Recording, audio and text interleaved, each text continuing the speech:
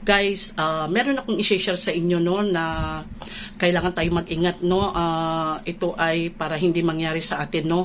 Itong ino-open ko sa inyo ay totoong pangyayari ito. Itong aking kaibigan no. So mahilig kasi siya na mag-post ng earnings sa bonuses niya no. So lagi-lagi yan ang ginagawa niya no.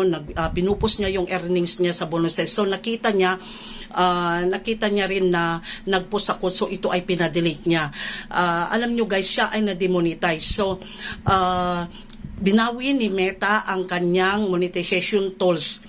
So kasi lagi daw niyang ginagawa yan na nagpo-post siya ng earnings niya sa bonuses no. So kailangan guys mag-ingat-ingat tayo sa mga ating pinopost no. So ang sabi niya sa akin ay 1 month na daw siya na na-demonetize. So ang kanyang mga tools ay nawala, yung mga monetization tools binawi ni Meta. So siya ay nagre-request kay Meta na ibalik ni Meta yung monetization tools niya na ay promise niya kay Meta na hindi na niya gagawin yun.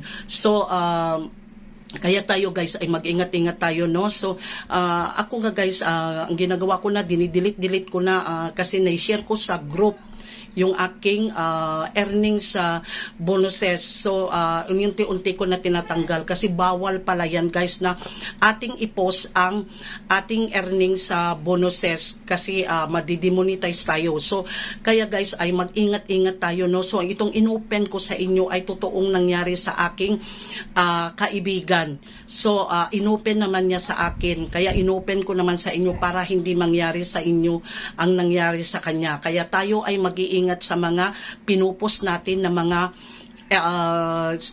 earnings ganyan. So bawal na i-post natin ang earnings natin sa mga bonuses no, baka tayo ay may demonetize no. So ngayon namumroblema yung aking friend na sana ibalik na ni Meta ang kanyang monetization tools. So ito ay nag-request kay Meta no. So nag-promise siya kay Meta na hindi na niya gagawin yon. So tayo ay mag-iingat guys, huwag tayong mag-post ng ating earnings sa bonuses para hindi mangyari sa atin sa nangyari sa aking friend. Okay guys, maraming salamat. Sana may napulot kayo na aral sa aking sinabi. I love you all.